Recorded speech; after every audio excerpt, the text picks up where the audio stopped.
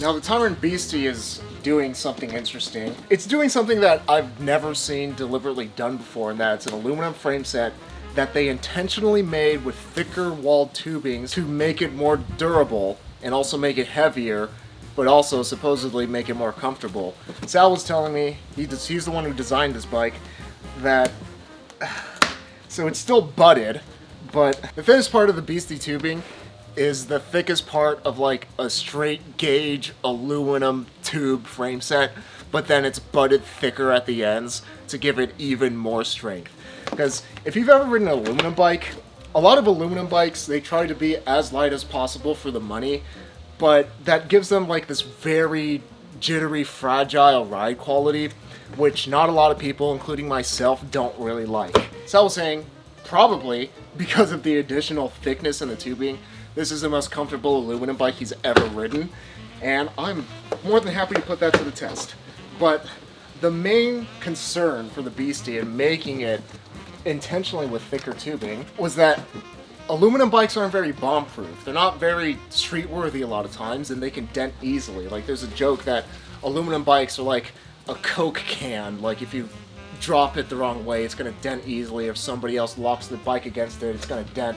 And the Beastie seeks to solve that and give you like these steel characteristics where it's not gonna dent on you. You could trick on it, you could crash it, maybe. I mean, I'm not testing that. But you could abuse it. It's a beast. And it's going to hold up. Or so they say.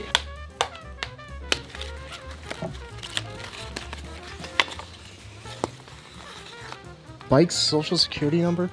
Get this out of here. Why is this on the frame set? Aw, come on, dude. This is agony.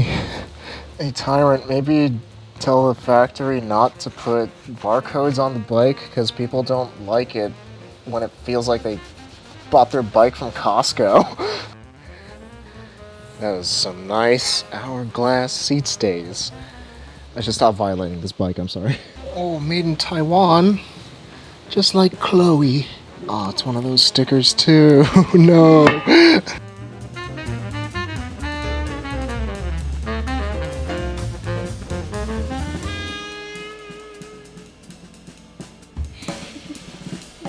The Beastie retails for $750 according to Tyrant's website, but it's on sale right now for $500, so I'm not really sure what's going on with the pricing there. $750 is like pretty steep, but $500 is like pretty fair for this thing. It comes in matte silver or black. It seems like the paint is kind of on the thinner side, and you can even see some of like a black coloring underneath it in some spots, and depending on what angle you look at the Beastie, it looks more silver at some angles, more gray at other angles. It's kind of cool. The Beastie is made out of 6061. That is pretty thick aluminum with a specially designed butting to make it more bomb-proof, unlike a lot of other aluminum bikes. Because one of the biggest concerns with aluminum bikes is that they're just not as durable as steel bikes, and hopefully this remedies that. I will put it on the scale to weigh it and let you know. Some people scoff at the idea of like, oh, 6061 aluminum, oh, that's the cheap stuff. 7005 is the way to go. But I was actually talking to Sal about this, and maybe this is a trade secret, I don't mean to expose the whole industry, but that's not actually the case. That doesn't indicate quality. That just says what is in that aluminum alloy. So 6061, 6069, 7005, they all have different percentages of elements, and the 6000 series versus the 7000 series just indicates whether that alloy has magnesium or silicates in it. It doesn't really indicate quality at all. One's not lighter than the other, but what is a big difference is 6061 has way more tube sets than 7005 series aluminum. Sal, the guy who designs these things, said that 7005 aluminum only has 30% of the tube sets as 6061. So you have a lot more options when designing a bike with 6061, and it's just as light, and it's just as strong. Why are people thinking that the bigger number is better? Fork is a full carbon fork, tapered head tube to get even more stiffness out of this thing so that you can have, you know, that stiff aluminum ride quality, but also that durability, but also save on weight. This thing is really light. I will also put this on the scale later. I really like the decals on it. There's like the Beastie decals in front, it has a number 02 on the inside. I don't know what that means, but I like it. It's cool. Looks very modern, like the year is 2000 and everything is silver and chrome, kind of futuristic. But a really interesting thing about the Beastie, oh, by the way, this comes with an FSA headset stock in the box, you know, like, so you could just get on your bike as soon as possible, so you don't have to buy another headset, which is a nice value. And it also comes with this interestingly designed 2-bolt C-post clamp.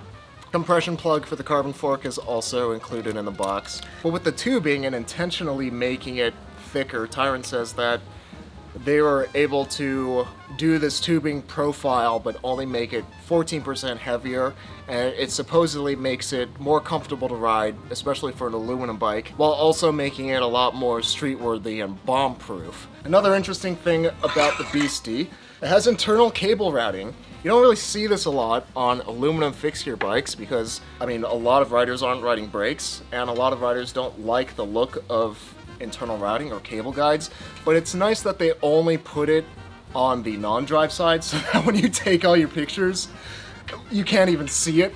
Like, it just looks like a regular fixed gear frame set. It's like the mullet of fixed gear. It's like fixed gear on the drive side, single speed on the non-drive side.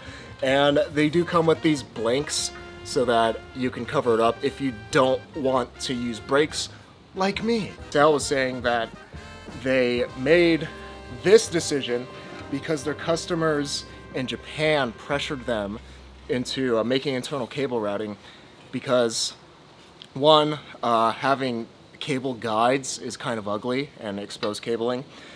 Zip ties are even worse. And in Japan, they are required by law to ride with front and rear brakes, even on fixed gear. And they actually enforce it to the point that even cops know what fixed gear bikes are. But just holding this thing, it doesn't feel egregiously heavy or anything. 14% heavier is probably not something that you can notice just when you're riding the bike or holding the frame.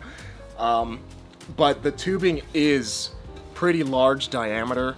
Like, I can barely get my hands around this down tube.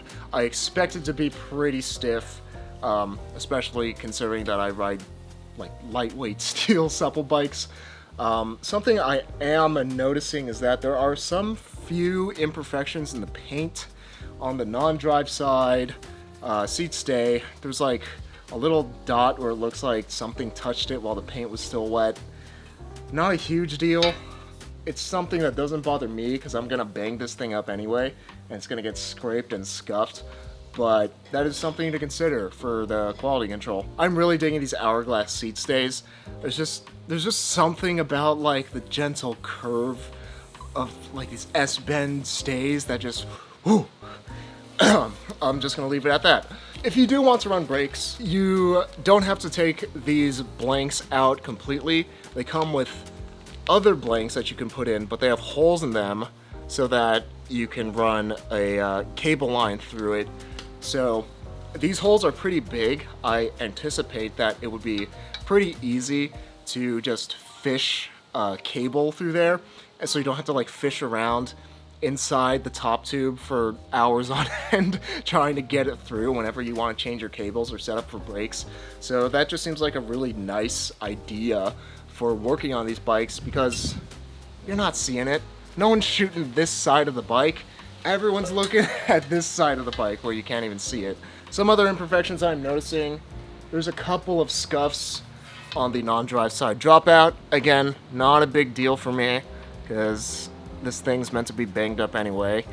But it is just a little strange that I'm seeing so many imperfections. I still am really enjoying the decals that they went with. Super nice. Like it that it's on the bottom of the down tube. I did that on one of my bikes and I think it looks super sick. The rear can fit a 32, which is super cool. And the front fork, this can fit a 28. This is really light, like surprisingly. And Sal told me that Emmy Brown and Masson of MASH and Macaframa fame That's always their setup. 32 in the rear, 28 in the front. The welds on this bike, most of them are like acceptable and fine. Oh, look at that, I found a nick on the head tube. Something's going on at the factory. I don't know, they're sleeping on the job. There's like some cosmetic imperfections. It doesn't exactly bother me, but maybe it would if I was keeping this bike and I paid $500 to $750 for it. Something to consider. Even more cosmetic imperfections. Yeah, I think somebody touched this thing when it was wet or it fell over when the paint was still wet or something. Like, something's going on the non-drive side of this bike, on the drive side of this head tube. But Tyrant, they said they have good customer service. I haven't tried it out. I don't care to. I just want to build this up and ride it and review it. And this thing's built to be banged up anyway. But they said if anyone has any issues, sometimes things just fall through the cracks and they have to warranty it. Talk to them. Tell them about it. Don't just go to Reddit immediately or Facebook immediately and start complaining and lambasting them on social media. Like, be an adult and talk to them about it and they can help you out. I'm curious to see how much this thing weighs. 4 pounds, 6 ounces, or 1.98 kilos, if you can see that. And with the fork, this fork, the Legacy fork feels like I'm holding a murder weapon, and this one feels like I'm holding PVC pipe. With the fork, 5 pounds, 6 ounces, or 2.44 kilos. Like, for as bomb-proof as they said they designed this to be, that's really respectable. Like, I wouldn't sneeze at a 5 pound about frame set at all. You could easily build a sub 20 pound bike with this thing and still have it be pretty bomb-proof and to toss around. Extra large 58 centimeter frame sets, by the way, so if you're shorter than me, you can get a much lighter frame set. I'm gonna go get the headsets installed and the forks cut for these things so I can build them up.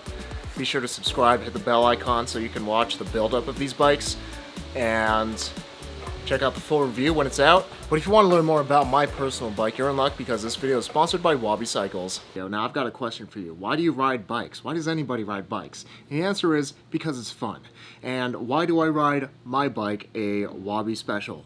Well, simply put, it's the most fun that I've ever had, throwing a leg over a bike. Having a really fun and beautiful bike, something that's just puts a smile on your face, whether you're just looking at it or whether you're actually pedaling it, is a really powerful thing. If you want to get big, meaty, fast, fixie thighs like me, you gotta ride your bike a lot, and riding your bike a lot becomes effortless when it is something that is legitimately the best part of your day. And Wabi's able to do that with their bikes because they're all made out of top tier, lightweight steel tubing, from Rendell 725 to Columbus Spirit tubing, which is some of the lightest steel tubing that money can buy. And Wabi's a legitimate bike shop based in Denver, Colorado. They're not just some warehouse shipping bikes to you. They want to make sure that you get on your dream bike right out of the box. So you can choose the fine details of your Wabi, down from your stem length, crank arm length, gear ratio. Wabi's bikes have literally changed my life. They're so good that I don't even own a car, and they're so good that it's the only bike that I care to own, and they encourage me to ride my bike every single day, which just makes every single day better. If you're interested in getting one for yourself, be sure to check out Wabi Cycles, linked in the description. Fixie famous shoutouts to Julian Corona, Brandon Black, Ted Onchi, Brent David, and Mario Perez for helping to make these fixed gear and cycling videos possible through their support on Patreon. And remember that, too much talking. Life is short, but don't make it shorter, so be sure to ride your bike every day to be reasonably dangerous.